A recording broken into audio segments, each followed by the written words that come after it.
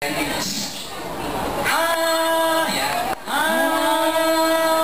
Merienda! Saging sa bak.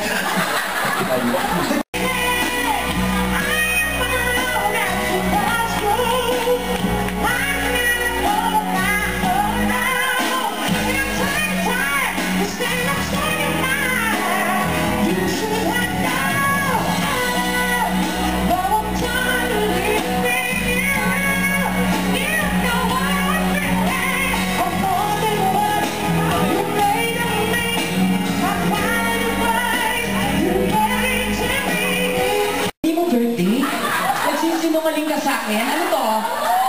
Dapat hindi binibiro ang mga birthday. Kasi, di ba, yung birthday natin nakalagay sa lapitan. Totoo lang. Sige na nga. Di ba? Sa lola ko, grabe oh. Sabi ko, lola, nang ginagamit mo? Sabi niya, pandan daw. Pandan daw para pag kinain ng lolo ko, bongga. Sabi niya, halika na. Nagsaing na ako, kain na.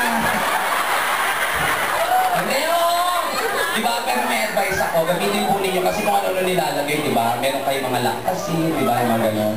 May betadine. Yung kapitbahay namin, tatanga-tanga.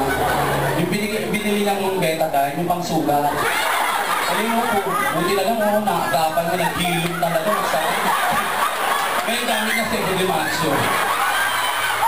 Inaagapan namin eh. Pero ito, misis, gamitin ninyo yung ano, yung Yakult, maganda yun.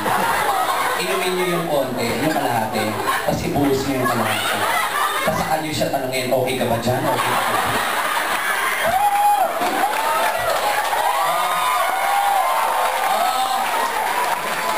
Ganun yun. Kaya lagay ninyo yung ano, yung joy, maganda rin yung joy. Para kaya ang isang damakmak na lalaki. Diba? Sa isang patak, isang damakmak na lalaki. Mag-invite na kayo. Hindi, totoo, di ba?